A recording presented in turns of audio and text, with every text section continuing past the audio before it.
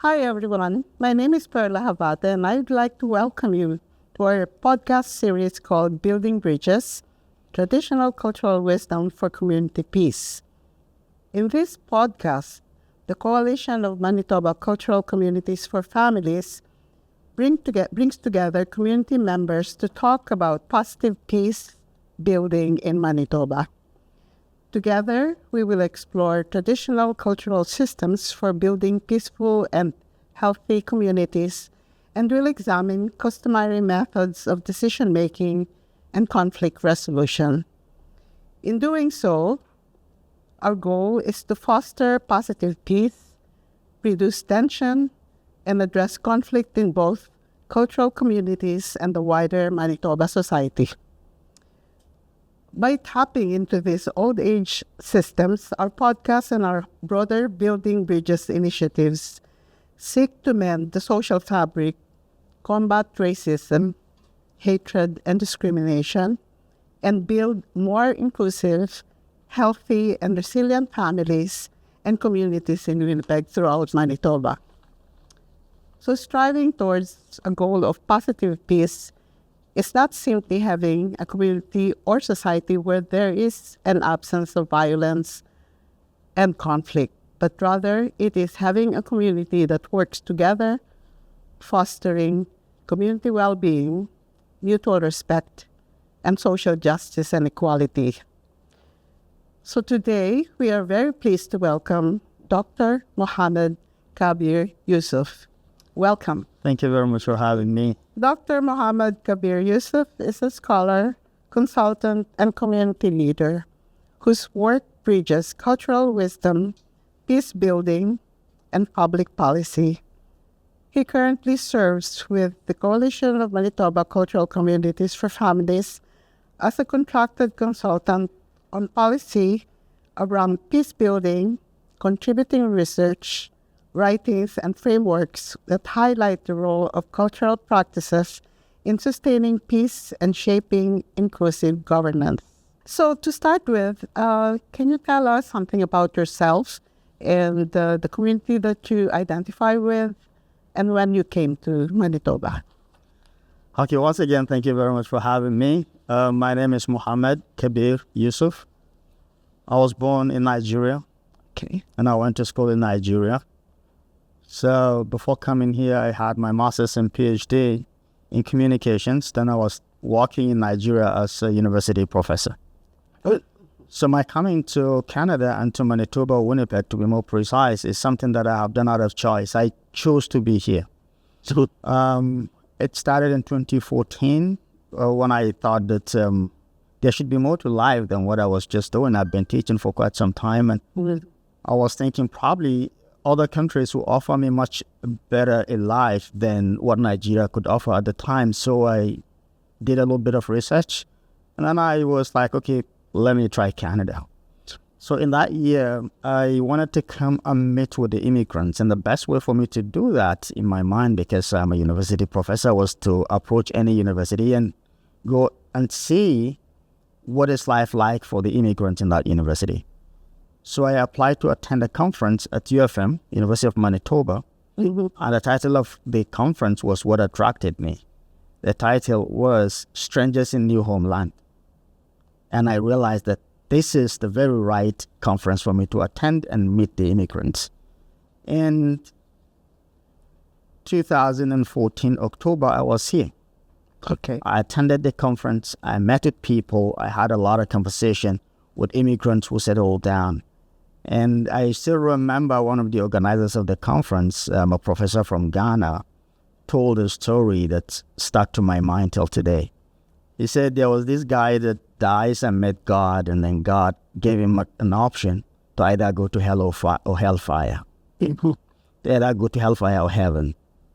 And the guy asked, oh God, would I also have an option to go and see each one before I decide which one I want to go to? And he said yes. And he went to the heaven, elderly people, long beard, long white beard, very boring place. He went to the hellfire, a lot of, outgoing, energetic guys, party going on every time. And he came back to God. Oh, God, I want to go to hellfire. I said, okay. And he packed his bag and he ended up in hellfire. And immediately he went there. He was disappointed. Everything was different. Torment and the punishment and all of that. He was like, I've been tricked. That is not what it looks like when I first came to check it out. And then they told him that was because you were here on visit visa in the first time. You know? So that kind of illustrates the life of immigrants. When you first come to check it out, it's very different from when you actually come to settle down, right? But because at the time, when I first came, Canada looked very magical to me, very amazing, very beautiful. So I made connections within the university and I applied to come back as a visiting professor. So I came back in 2018 to the Department of Sociology and Criminology and started working on a research on media coverage of conflict in Nigeria. I worked with Professor Russell Smandich and we worked until 2024. So I went back to Nigeria again, then came back in 2023. So when I was doing the visiting professorship, I was back and forth between Nigeria and Canada. But finally, in 2023, February, I came back and settled down here. So that is my story, briefly. Wow. Very interesting story of an immigrant like everybody else, like myself. Thank you very much. Coming over, and it's true that we go through a honeymoon phase when we move to another country. And when you start settling down, you'll find out the realities of life is so different, from when we first came. Yes. So for the sake of this interview, we're actually going to reflect on traditional ways in your home country on how you resolve conflict.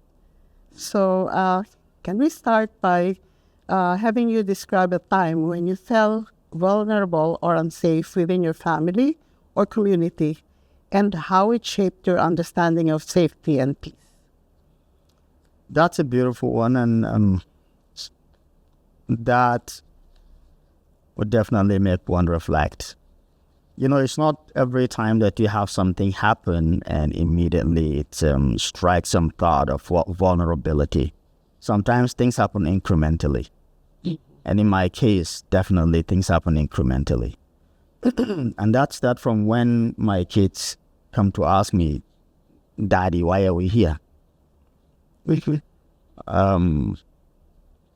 Why do we feel isolated in school? Like the very first day that my kids started going to school, my daughter got bullied in school. And that was her first day in school. And she had a very bad experience. So when these questions kept coming to me, that made me feel vulnerable. Because it seems to me like I brought my kids to, I don't know, I wasn't calculating enough before bringing them because I didn't know that they are going to go through these experiences. So that made me feel vulnerable. And it's a very tricky thing because the way I think about it is that you need to be able to live in a place where you are not judged based on anything other than the content of your character, for example, right?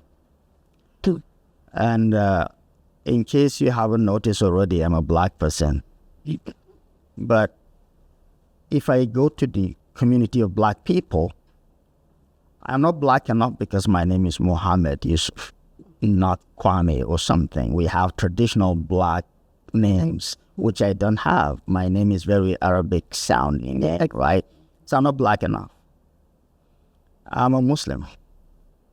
But in the Muslim community, I am probably not Muslim enough because I look the way I do. I didn't look a certain way, right? I came from Nigeria, and the part of Nigeria that I came from, my state, the northern part of Nigeria, is considered by the government as less developed educationally. Okay. And because of that, me being a scholar with a PhD and being a university professor is a suspect right away. Why are you that much educated coming from a place that is educationally less developed, Fixed. right? And then I came here for the first time. I'm realizing that I am a black person because back in Nigeria, I was just a northerner, right? But here I'm a black person. And somebody needs to call me black because they need to emphasize the benefits of being something other than black, right? So all of these things to me are things that would drive someone to vulnerability, sense of vulnerability, especially when you think about your kids. Are my kids also going to be judged based on all of these things? Or are they going to have a normal life whereby only the content of their character matters, right? Their competence and the content of their character, that is what should matter, right? So these are problems, and these are definitely things that we need to pay attention to. As immigrants, they're inevitable. They keep coming. So thank you for bringing to light your experiences in that way that fall into the topic of peace building. And so at this point in time, how do you define peace, having had those experiences? Okay, the way I define peace is to be able to live without having to be judged based on the way you look or the way you speak or where you come from, but just based on your content of character and based on your competence. That is the way I define peace. You see, a lot of time you have conversation with immigrants, and what you hear from them is that I'm doing this for my kids, I'm doing this for my kids. To me, that doesn't sound good. Because in my own situation, if you reflect over the story of my coming to Canada, it's obvious that I'm doing this for myself. Correct. And my kids are the necessary beneficiaries of whatever benefit that I gain out of this, right? But the moment I hear someone says I'm doing this for my kids, what I hear from that is that the person has been defeated. It doesn't seem to be working for the person, but the person seems to think that, okay, I have to do whatever I can to justify why I have to keep going, even though it's not working for me, right? And kids is a kind of a taboo topic. The moment you say kids, nobody can argue with that. But I really don't want it to look that way. Because if I can't guarantee that it works for me, I at the same time can't guarantee that it's going to work for my kids. And if it eventually happened to work for my kids and my kids become more successful than myself, which is the case in many immigrants here in Canada, second-generation immigrants are always more successful than the first-generation immigrants. That is not because they are my kids, but that is because, for the most part, they have given up on who they are and they have given up on who their parents are, which is not a good thing. It should work for me and work for them regardless of the identity marker that we want to stick to, right? My kids don't have to change the way they sound, their accent. They don't have to change their names. They don't have to reorient themselves in a certain way for this to work for them, right? So these are some of the things that I think are negating to peace. Because the standard definition of peace, when you look at textbook definition, is the absence of conflict. But that is negative peace. Positive peace is not just absence of conflict, but when there's justice, there's fairness, regardless of who you are, regardless of what is your identity. That is when you have peace, right? So a situation whereby I begin to sound like the normal first-generation immigrants, that this is not for me, this is for my kids, I'm doing this for my kids. To me, I am defeated already, right? I am defeated already. I'm doing this for me, and my kids are the necessary beneficiaries of this. That is the right mindset to me. I'm not saying that those who are saying I'm doing this for my kids are wrong. I'm just saying it's not for me, and that doesn't sound healthy for me. So peace is for you to want to do this, like to want to come to Canada and actually come to Canada and flourish in Canada without having to change who you are.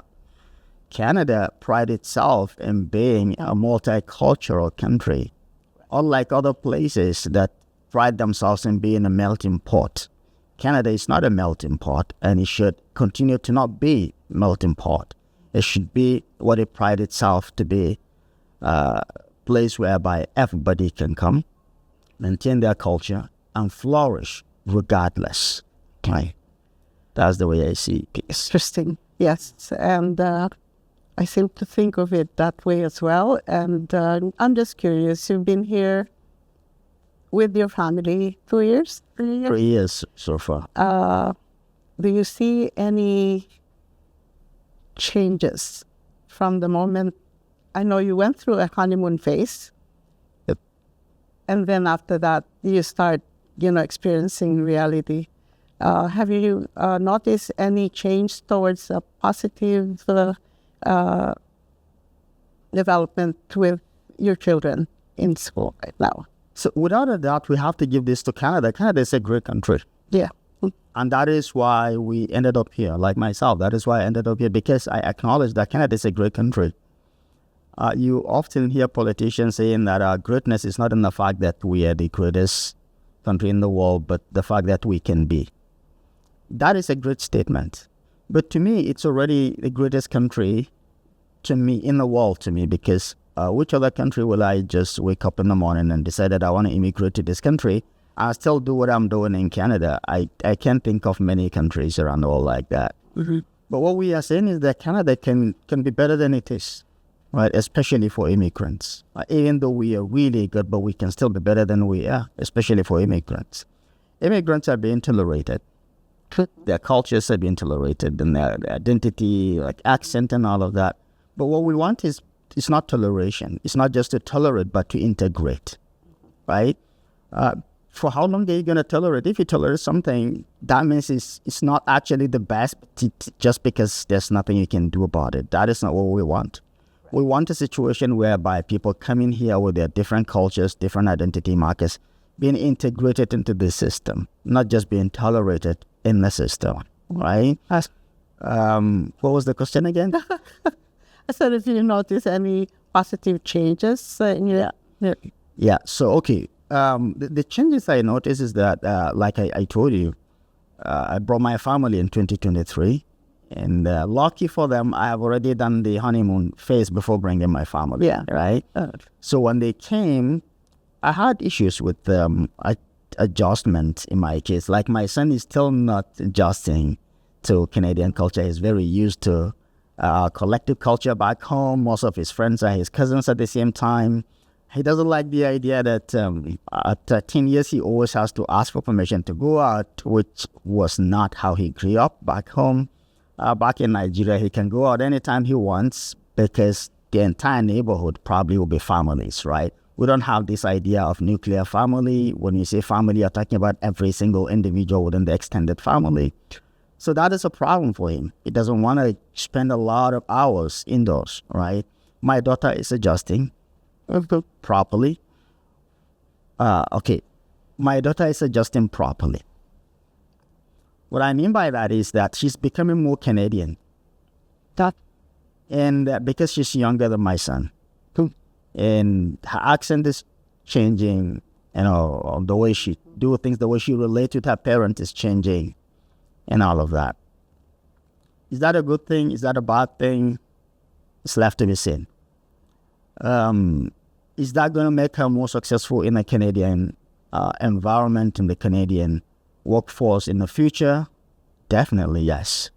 But is that a good thing for her as a member of a family?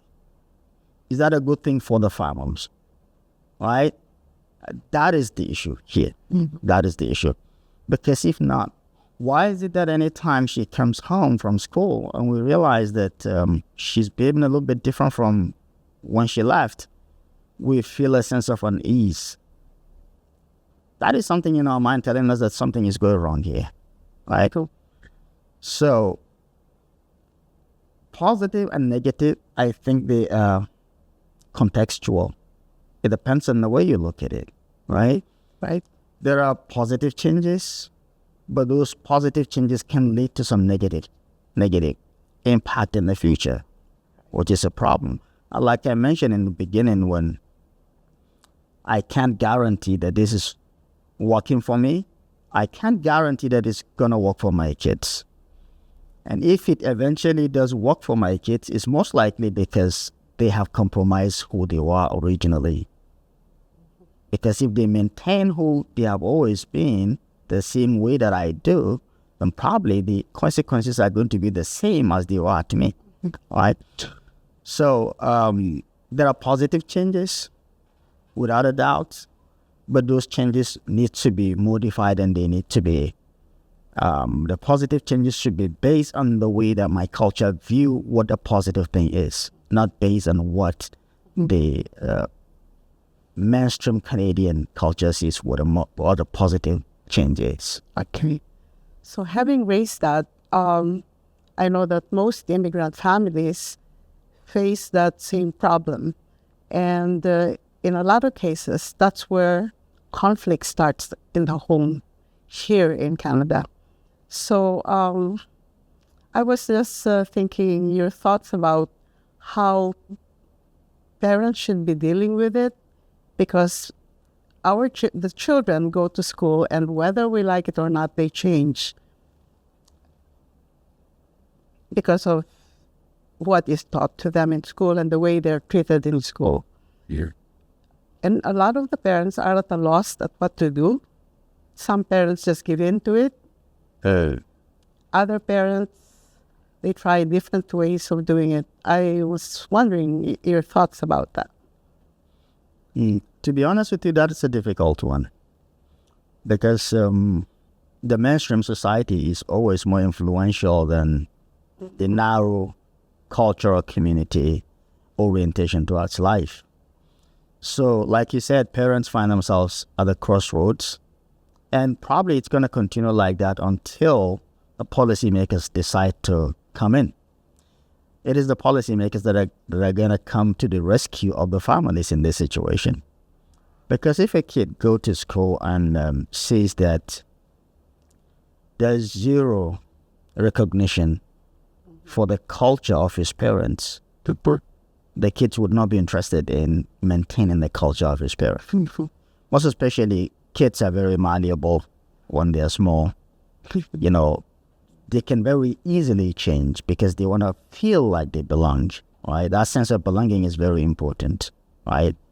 But if kids go to school and then realize that all cultures are acknowledged and respected, right, beyond just tokenization, right, then the kid will be proud to say, I'm a Hausa person from northern Nigeria who naturalized to be a Canadian without having to change who I am, who my parents are, right? And in that situation, parents will find it very easy to deal with the situation, right? Because the society is helping, mainstream culture is helping, policy makers are helping. But as long as the policy makers are not helping, the mainstream society is not helping, then the parents will continue to find themselves in this crossroads without knowing what to do with that, right? Some of them give in to whatever it is that the kids are bringing in. This time around, the kids are now leading the way because they understand the culture better than the parents. You know, they are part of the culture now. And so you will always play a catch-up with your kids, feeling like an idiot, you know, which is not supposed to be the case, because you're supposed to be the guide for the kid and now follow the lead of the kid, right? At least from the traditional cultural perspective that I grew up in, right? You know, this creates a situation whereby kids are losing respect for their parents because they feel like we know more than the parents, but that is not true. That is not true. What is happening is that they have been introduced to a culture that is foreign to the parents, right? That is what is happening there. So moving on to our communities now and how we deal with conflict, our traditional ways. In your community, how do you deal with conflict using traditional ways? That's an interesting one. And the reason this is interesting is because I belong to different communities. Okay. I belong to the Muslim community in Manitoba, which has over 60,000 people. Right. You know, that's a huge number. But that community is in itself very fragmented because you have Nigerian Muslim community, you have Bangladeshi Muslim community, Arab Muslim community, and all of that. And because I have access to most of the mosques around Manitoba, my kids also have access to it, and myself and my kids, my entire family going to the mosque is a process of peace in itself, because this spiritual peace and emotional peace and social peace that is going on there through the rituals that are taking place in the mosque and the activities that are organized for young people and for kids in the mosque. And then I belong to another community, which is the African community. Even though, like I mentioned in the beginning, I'm a very African, but not in the eyes of all Africans, because I have a name that doesn't sound African in any way, right? Okay. But I still belong there. And the culture there is different from what you see in the Muslim community, because Muslim community, the culture is religious-based culture. Mm-hmm. Everyone that comes to the mosque is trying to drop their cultural understanding of life and adapt to the religious one, right? And I belong to as well Nigerian community. And the Nigerian community itself is very fragmented. You have people who came from the southern part of Nigeria. That there are two communities there.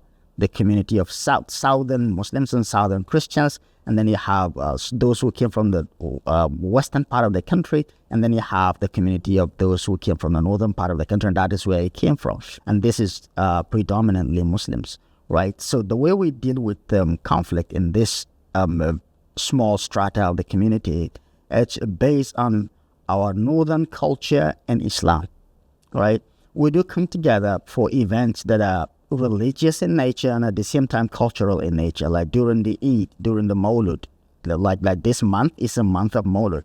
We do come together, sit down together, eat together, and our kids see what we're doing. And that is a process of building peace. Because somebody that you haven't seen in a while, this is an opportunity for you to come share food together, share laughter together, and talk and discuss issues.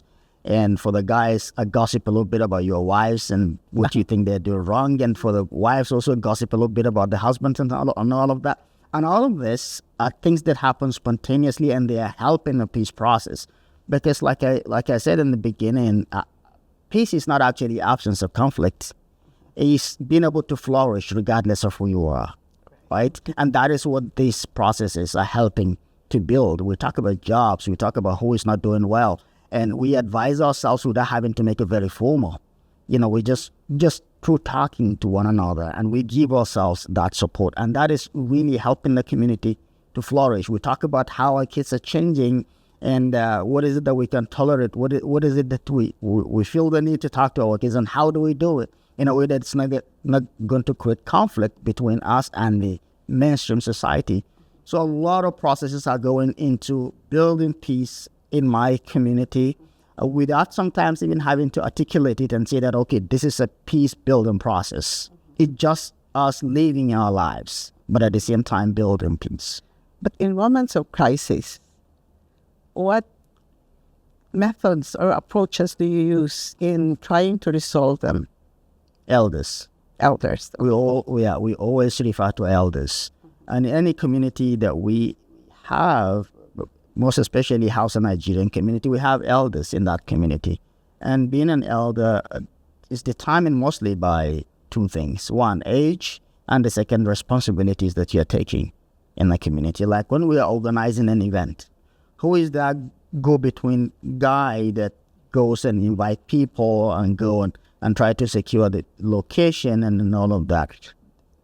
People take responsibility without being told to, right? Because that is how they are raised. If you are an elderly person in the community, it means you have to take responsibility.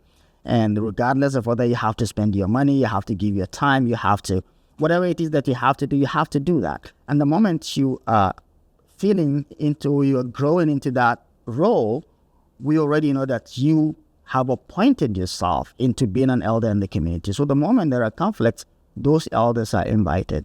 Right? They will first of all sit down and discuss about the issue and try to have a very good understanding. Then they will try to sit down with the parties in the conflict. They will sit down with them separately first, and then sit down with both of them at the same time. If it is marital conflict, and then there are male elders and there are female elders. Female elders will try to sit down with the wife, and male elders will try to sit down with the. So our peace brokerage is always trying to get a common ground. It's not about who is right, who is wrong, and how do we make sure that the one who is right. And so it doesn't have this legal outlook. Mm-hmm. It has more social and the emotional outlook, trying to make everybody feel like, okay, we are doing this for the sake of the family, we are doing this for the sake of the community at large, and maintaining peace is not just going to reflect on us, it's going to reflect on our family, it's going to reflect on the community at large, right? And then move on with that. And knowing that even when you feel like you're wronged, you are not alone. The whole community will be behind you, right? An interesting anecdote that happened in the Nigerian community. Here in Canada? Here in Manitoba. A wife had a conflict with her husband. And it was the husband that is complaining because traditionally, for where we came from, we don't know about this 50-50 marriage. Each person in the marriage has specific responsibilities. Like providing for the family is the responsibility of the man, right? Mm-hmm. Cooking for the family is the responsibility of the woman. This is very traditional, right? You don't have to accept it, but this is the way it is, right? So the husband complained to the elders that I'm doing my own responsibility, but my wife is not doing her own responsibility. And I need you to help me with that. And then the community came together and discussed. The elders in the male side of the community discussed. The elders in the female side of the community discussed. And then the elders in the female side said to the elders in the male side that, you know what, can you just leave this to us? We think we can solve this. You don't have to be a part of this. And they invited the wife and discussed with her that this is the complaint that your husband have, and we understand that you're very busy, you're really very busy, and you may not be able to cope up because of your work, even though you're not providing for the family, and your husband does, but we can help. And she asked, how? Say, no problem. We would be cooking for your husband on your behalf, and we distribute the responsibility. This lady will cook this week, another week, and they actually started doing that. And before the wife was like, guys, what are you talking about? I don't want this solution. I will cook you for my husband, okay? And the problem, yeah. So that is kind of the way we have cultures that we grew up with, regardless of whether the mainstream Canadian agrees with that or not. It's not an easy thing for us to change who we are, right? And when we have a problem, we try to solve it within that context, right? I think what we're doing is also helping the Canadian society because, yes, at least it reduces the number of people that seek government help, whereby government will have to spend a lot of resources to solve those problems because we are solving the problems on our own and on our own terms. And that is why it's very important for our models to be integrated into the bigger Manitoban peace building processes. Yes, because that solution that they had was actually an integrated approach. Yep. Yes, so it works. I'm now with the growing youth population that we have, our young generation. I'm just wondering how they are coping with conflict. Are they aware of traditional practices? How do they find traditional practices in resolving conflict as compared to the Western way of resolving conflict? So that's a big problem actually, because being aware of the cultural models of solving problems is not the starting point. The starting point is having enough respect for the cultural models. Because if you don't have respect for something, you're not interested in learning anything about that thing, right? And that is what we're complaining about. Respect for our culture is not just that we don't feel respected in the Canadian society, but we feel like the respect is being eroded even from our kids. They don't have enough respect for who we are And this is something that they learned in the mainstream Canadian society, right? For them to learn from it and learn the wisdom and then transfer it down to the generation that are coming, right?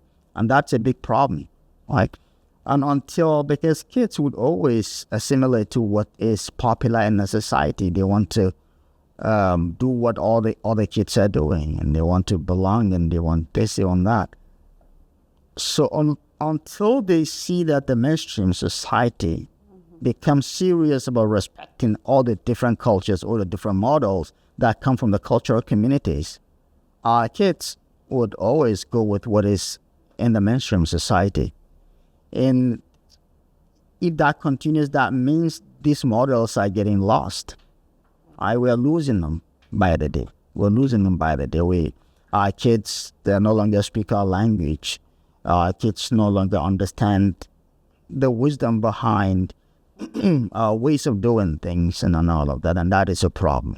In your opinion, Muhammad, how can our cultural practices and support structures evolve to better address the needs of today's communities, especially in terms of promoting peace and security? That's a good question, actually. And this question speaks to my work with CMCCF.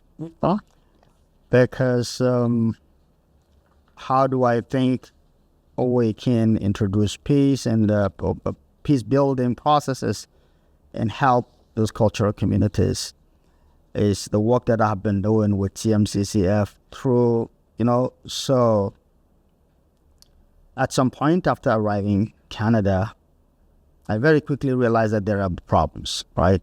And I decided to do something about it. So I registered a consultancy company that I call BIPOC Voices.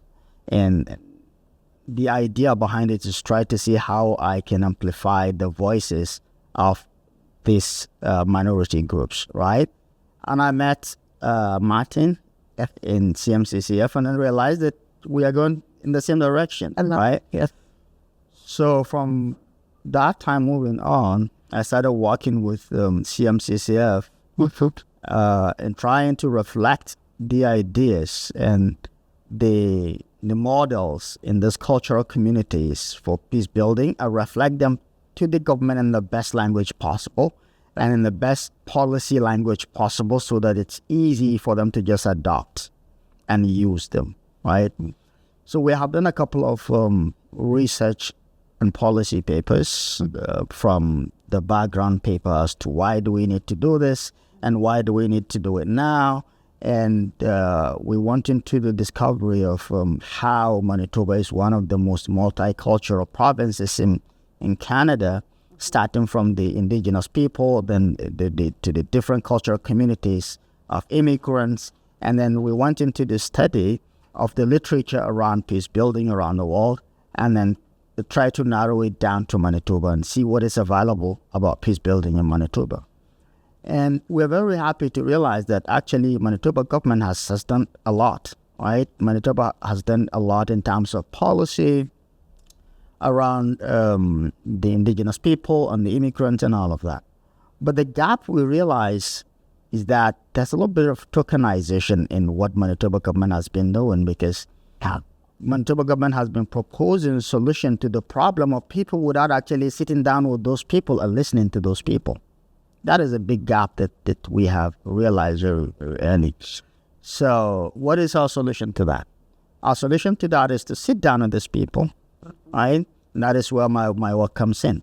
Sit down with these cultural communities, listen to them, and then try to articulate what they are saying, document it, and then present it to Manitoba government in a way that is usable, very easy to adapt to policies in the Manitoba government, right?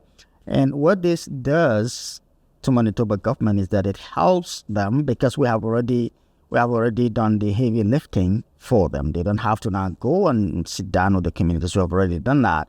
They don't have to now articulate what the communities are saying. We have already articulated that for them, right? And then just give it to them already to use. And if they want to even further research about that, we're ready to help them do that, right?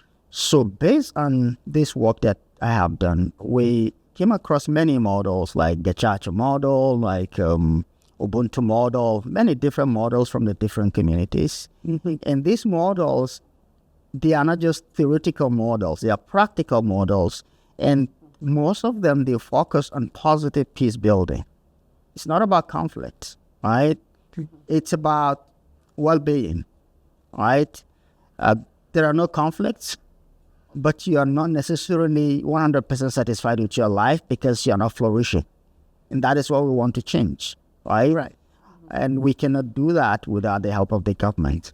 So we put those together and wrote papers, and we are still working on our research to find some more and still present it to the government as, okay, this is what we discovered based on the research we have done, based on the roundtables we have done with community leaders and peace brokers in the communities and all of that. And our final word about this is that I don't see any way that the government can do this without actually involving the community, the communities themselves, right? Because you don't just wake up and think about solution to a problem that you don't experience. You just can't do that, right? And when you want to present a solution to a problem that you don't experience, you are just theorizing. But you have people who experience that and who already have a ready-made solutions to those problems, and they have been using them. All you need to do is just to integrate them to the mainstream so that these people would have resources to keep doing what they are already doing. And it's working for them. Okay. So, do you think there's still work to be done within our communities, within our cultural communities, also to put them in a place where they're ready to for a change towards an integrated approach? Yes, but with a caveat. I would still go back to the government. Look, when you decide to bring people in as immigrants, you are not just bringing immigrants, you are entering into a social contract with the people you are bringing in, right? But the question here is, do you realize that you're actually getting into that social contract? Do you realize the nature of the contract you're getting into? Who determines the conditions? Who determines the nature? Who determines the parameters of that social contract you're getting into? When you sit down to design immigration plans, how many people you need from which part of the world to come and cover which jobs in demand and all of that, you're reflecting the need of the country. You're reflecting the need of the province, but you're not reflecting the needs of the people that you're bringing in to come and fill those gaps that you have, right? And by doing that, you are not actually fulfilling the social contract you are getting into with those people. That is why sitting down with these people is very necessary. There is no way around it, right? The moment I come in here as an immigrant, I've already get into a social contract with the government, and the government got into a social contract with me. So the government needs to sit down with me, listen to me, and see things from my perspective the same way that I would see things from the government perspective, right? And chances are that I'm already seeing things from the government perspective before I even come here, because a lot of information around immigration that I have to read and understand and put in application and going through the process that takes between 1 to 3 years. It's a university. So every immigrant that you talk to, they are expert in terms of immigration processes and immigration plans and designs and what the government wants out of immigrants. We know that because without understanding that, you can't even apply and succeed, right? Yeah. But the government knows zero to nothing about me as an individual beyond the fact that I'm a number. And that is what we want to see changed in Manitoba. Government needs to sit down with the immigrants and discuss with us and see things from our own perspective and see part of our life that we want to be adopted into the government policy so that we feel not just being tolerated, but being integrated into the system that we belong to right now. So with the things that we are doing now and seeing our children grow up within the system, how do you think they see peace now? How do you think they would define peace? That's a difficult one because I never asked my kids actually this question, but probably what I would do is to try to get into their mind and see how they're thinking. So I have a 13-year-old son and a 10-year-old daughter. In the way I say it, if I'm getting into their mind right now, is that peace to them is just being able to go out and play with other kids. Right? Not having to ask me every time that they need to go out and play with other kids. Because that is what they were used to back home. And over here is very different, right? It might be something that has to do with safety. And as you know, there's huge difference between safety and a sense of safety, right? This country might be much safer, but a sense of safety where they came from might be much higher than the sense of safety here, right? So because of that, things are very different. So what I would say is peace to my kids is being able to just do whatever other kids are doing, right? To not have me tell them that, okay, this is not part of who we are, this is not right from our own perspective. Just let them be. That is a sense of peace to them. Is it right? Is it wrong? Right? That is another question altogether. Right? Because this would take us back to what I've been advocating. The mainstream society respecting the different cultures so that when our kids are defining peace, we feel carried along in the way they think. But right now, what we feel as first-generation immigrants is that when our kids are thinking about peace, we don't feel carried along the same way that we don't feel carried along by the government, right? So our kids are becoming agents of the government in our houses, right? Okay. Advocating on behalf of the government rather than advocating on our behalf. What is more painful than that? That's true. That's the big challenge for a very big one. The first generation immigrants. And you share that with all the other immigrants and refugees who are here in the country. I know that you did a paper, Beyond Western Justice, Integrating Cultural Communal Peace Building in Manitoba. And you reviewed five communities that you did? Yes. What commonalities did you find in their way of peace building? That's a beautiful one. So before talking about the commonalities, what I did in that paper is try to review the literature around the peace building processes in Manitoba and policies around peace building in Manitoba, right?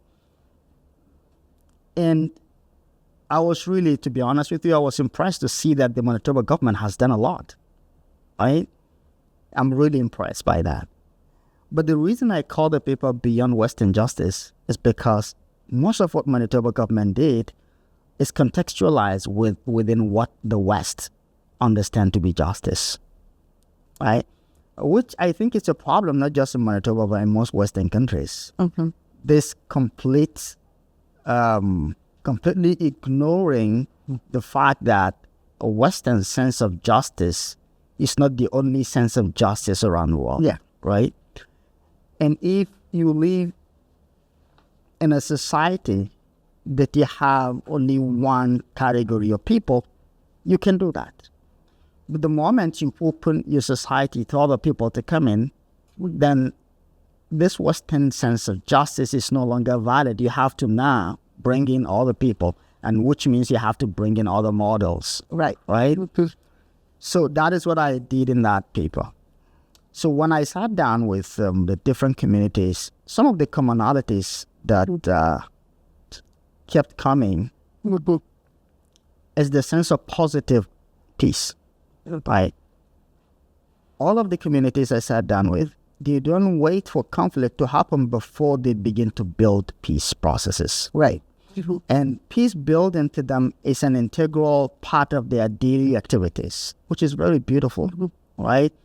In fact, I actually realized my ignorance because some of the models are actually from Africa, even though I'm from Africa, but I only was aware of the peace building processes in my own part of Africa, Okay. right? So that is there. A positive peace building process in all of the communities. The second commonality is the fact that they all felt neglected by the government. Even though they feel like what they are doing, they are taking the responsibility of the government. Yes. And they are helping the government not spend a lot of money. In your paper, you mentioned the important role elders play in peace building. I'm just curious to find out if there's anybody else who's missing in our Canadian context in terms of peace building. Yeah, so that's an interesting question. And I think answers to questions like that don't necessarily come from what the elders say. They come from what they did not say when you read in between the lines. And understanding that the kind of cultural background they came from, these are collective cultures in which things happen organically, right?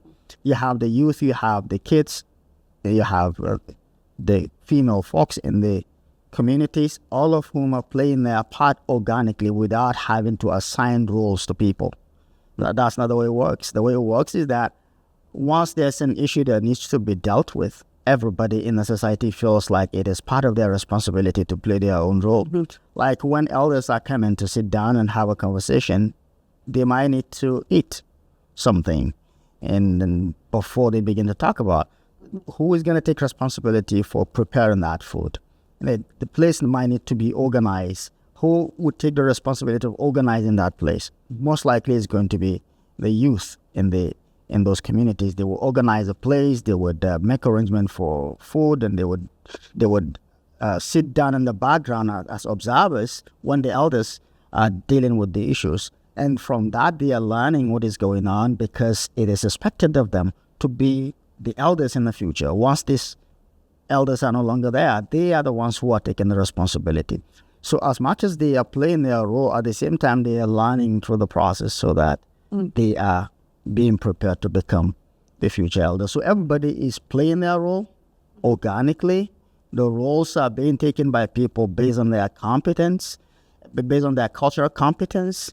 And it is more or less a voluntary thing, so nobody assigned responsibility to anybody. Everybody just taking their responsibility naturally, and it keeps going that way. Thank you. Thank you very much. And the countries that you studied, you were involved in the dialogue that we had? Yeah, so we tried to diversify. Yeah. We took 2 cultural communities from Asia and 2 cultural communities from Africa.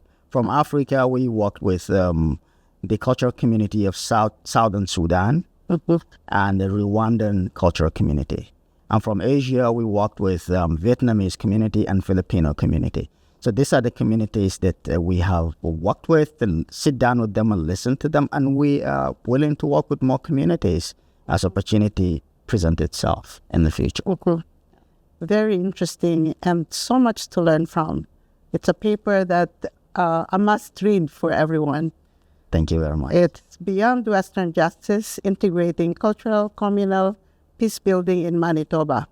And it's hosted by the Coalition of Manitoba Cultural Communities. So that brings us to the end of this conversation.